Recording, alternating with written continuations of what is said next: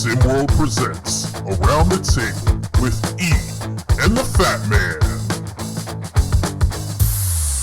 What's up, everybody? It's me, it's the B.O.B., and I'm here with my man, E. How are you doing today? Hey, Bob, I'm hanging in there. How about you? Oh, I'm doing terrible. The wife and I went on vacation. We had a great time. We had I know to you're cut. on the road. We had to cut it short, though. I have COVID. She has COVID. I'm dying. Oh I my can't. God. So if I You can sound hear it a little yeah, bit. if I Okay. sound a little weird today, I cannot breathe at all out of my nose. Oh, Bob. Unfortunately, she lost her smell and her taste, which sucks for her. Because, I mean, it sucks. It would suck if I did that too. I love food. Well, you got to find the bright. You got to find the bright side in things. It sounds like it's a perfect time to go eat at Arby's. There you go. Well, this is Around the Table with E and the Fat Man. That is E, I'm the Fat Man. And this is the podcast that we talk about whatever we want.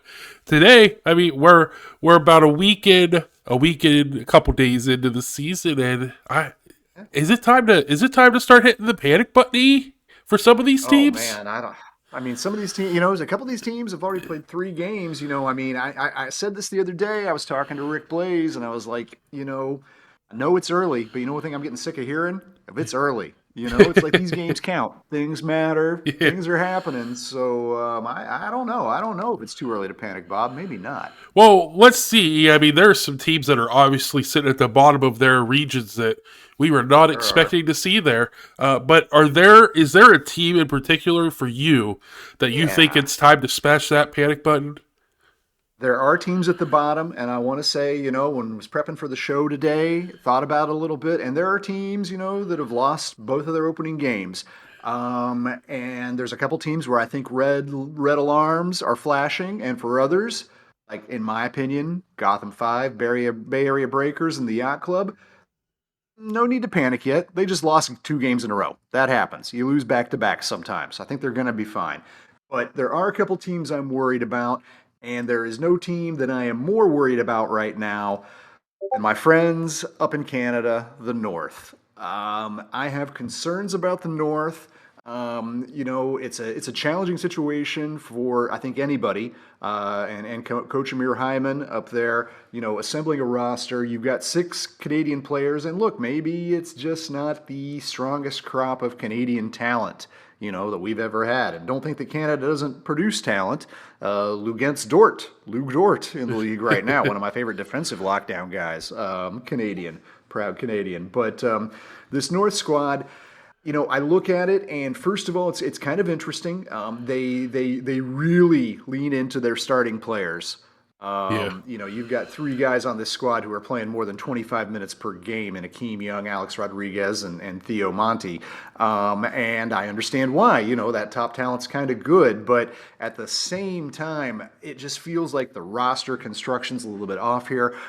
Mitchell Marison Cole was somebody who was kind of touted when he joined this squad. He's a big 6'11", 260-pound thumper down there. But he's not even really been getting many minutes, and I can understand why. The production's just not there yet. 1 point a game and 5 rebounds in 2 contests, playing just 12 and a half minutes per game. There are some bright spots on the North. Akeem Young, who Coach Hyman brought in from Louisiana. He's really been that kind of paint monster that the North hasn't had, since Tyson Simpson left what feels long ago now. And he's doing all right. He's doing better than all right. 6 rebounds per contest, a couple blocks a game, 9 points, but he's never gonna be, he's putbacks, and tip-ins and stuff like that. He's never going to be a number 1 option down low, and I think maybe that is the problem that the North has, is that everybody knows that their offense is going to come from outside. Alex Rodriguez, super talented player, 6'5", actually listed as a forward this year, but can play a guard spot. Actually leads the team in 4 assists a game, but he's kind of pushed into the role of becoming a volume shooter, and volume shooters almost by definition are not efficient. That's why we call them volume shooters, shooting 32% so far, just 29% from 3. He is averaging 14 a game. I mentioned, 4 assists, 3.5 rebounds. I'm not here to criticize Alex Rodriguez. I love A-Rod. But I just don't know if this team, like I said, is constructed right. Shooting is definitely a problem for this squad.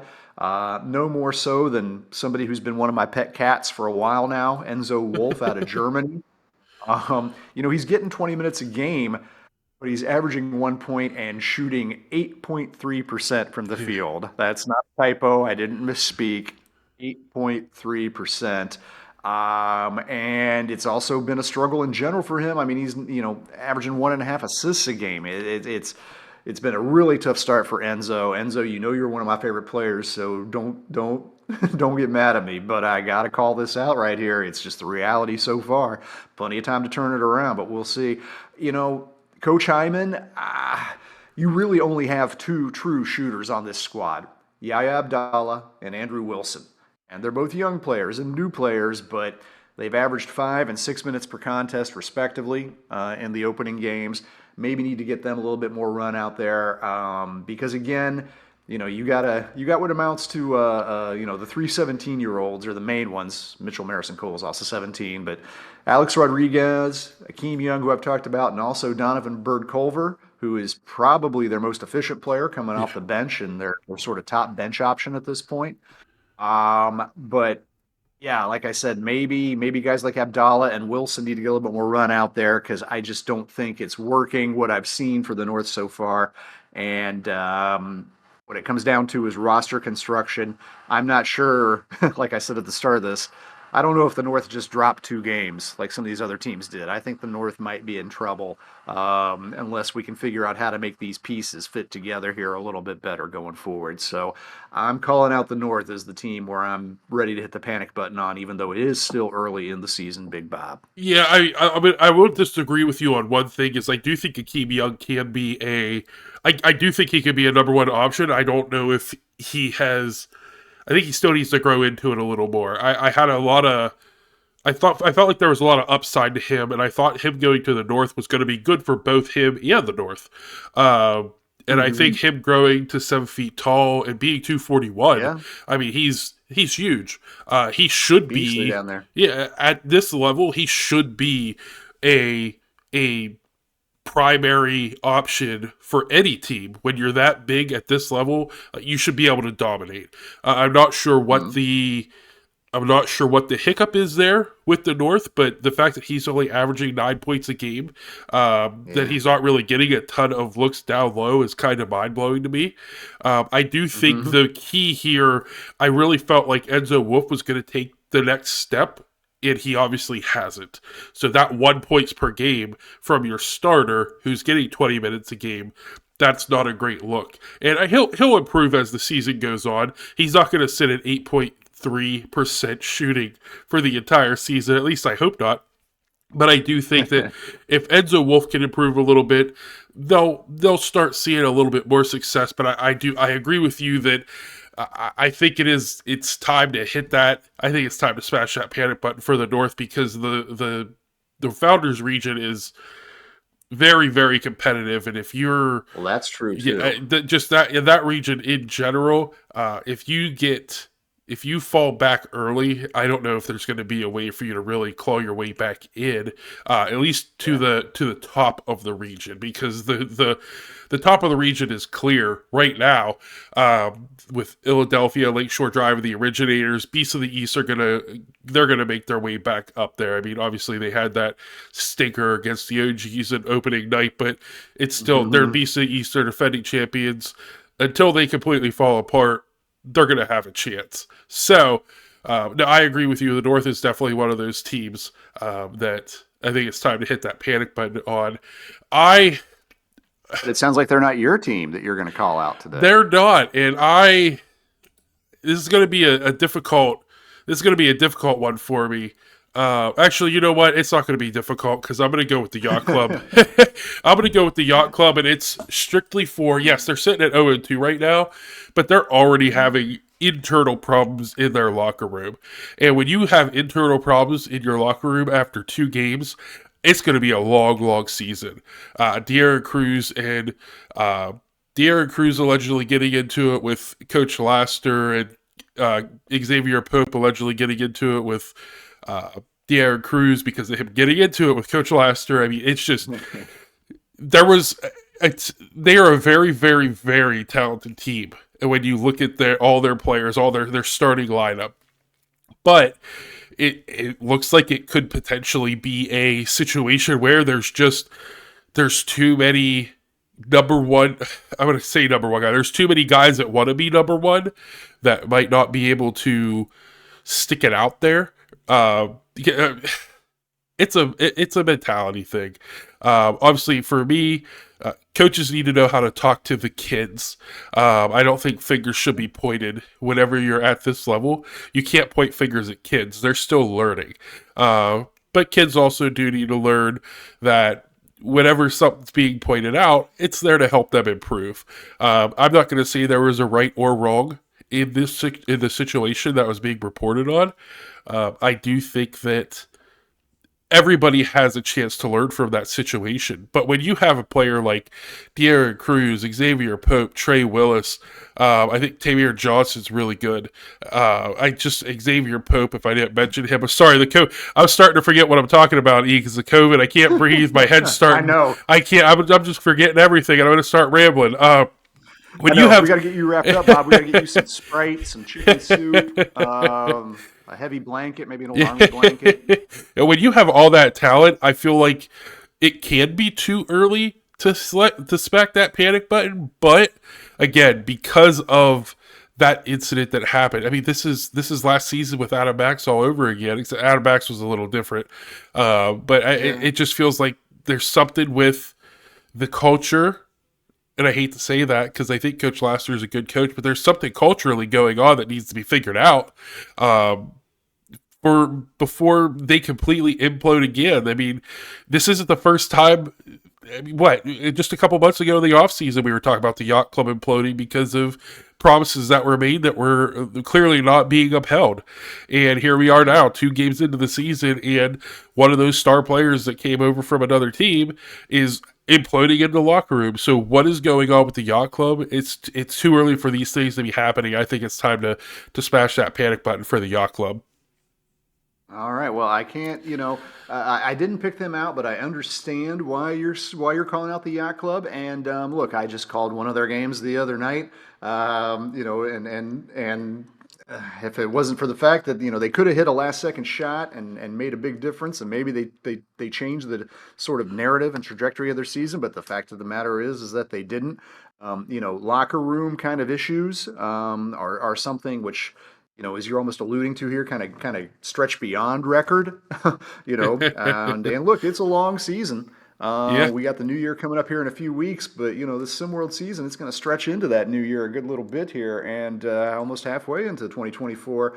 There's a lot of time, and if things start to go wrong early on, I mean, that's just like, well, Bob, appropriately for you, it's almost like an infection that festers and gets worse. It spreads around. It started in your head, and now it's down in your lungs, and oh my God, now my whole body hurts. Can't have that. So, I look at the yacht club and I see so much talent there. And unlike the North, actually, I like their roster construction. I think that it's a deep and a well constructed team where the pieces fit together, which gives me hope there. But your criticism, I think, entirely valid. The locker room issue is definitely one that any team. It can unravel any team. And at the end of the day, 0-2 is 0-2. Didn't matter if you could have been 1-1 or whatever. So two very kind of different teams. And probably if the Yacht Club and the North played head-to-head, the Yacht Club would be the favorites today. But I think it's reasonable to consider hitting that panic button if you're a fan, follower, or on either one of those SimWorld squads. Absolutely. Well, you know what, E, is there, real quick, is there one, because we can't have an all negative episode, is there one just positive, is there one positive that you want to just throw out there real quick, whether it's a player, highlighting a player, something like that? You know what I will throw out there? How about I'll do this? Because when I was looking at the teams today, again, I looked at, when we're talking about, who do you got to worry about? Well, who do you go to? Of course, the teams haven't won yet this year. And handful of those, right? Because it's early in the season. But among all of those teams, I look at beyond the arch. and Coach Lightly's team. And look, the big thing is they haven't shot the ball well to start the season. Daniel Horry, who we know can fill it up, is off to a nightmare, shooting 17% from the field. He hasn't connected on a three yet, which is ridiculous. And he's not the only one. Jerry Bixby running the point. He 28 minutes a game, 19% from the field. Like this shows you some of the problems they have. But I will say I like what BTA is doing in a couple different ways. I think they have identified Johan Novajovic as their number one option out there, and he hasn't been tremendously efficient yet either. But I feel like he's gonna have some regression in that regard and be a real problem once he does. He's already averaging 14 points a game, so if he gets a little bit more efficient, you could be high teens, 20 a game kind of guy. And my big worry with BTA coming into the season was, these three centers they have, two 15-year-old kids and DeMarcus Owens, are they going to work out? And particularly Owens and Big Paul McAdams, averaging about 7 points, 7 rebounds per game. I like what they're bringing out there. I think they're going to be all right in St. Louis. So there's my positive note to end the show on. Yeah, and I'm going to throw out there, and I love my Bigs E. I got to give a shout out to the AT Aliens Oregon tube. He's leading the league in rebounds right now with 13, leading the league with blocks with 4. Oh, I got to give him a shout out. Yeah, got to give him a shout out for old Toomey there. Yep. But we appreciate and by the way, mostly off the. I just want to say to close to Toomey. Who was talking about Toomey 2 weeks ago? I wasn't. Were you? Nobody was, as far as I know. Right? Who? What? Where? He's like, who?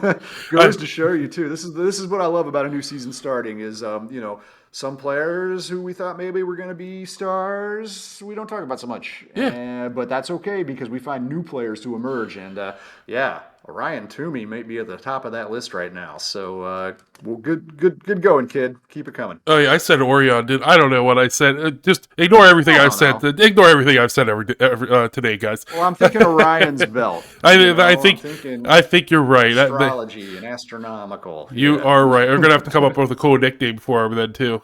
But well, we appreciate the Zodiac Killer, something like that. Killer. I don't know. There you go. The Zodiac Killer. That's his nickname.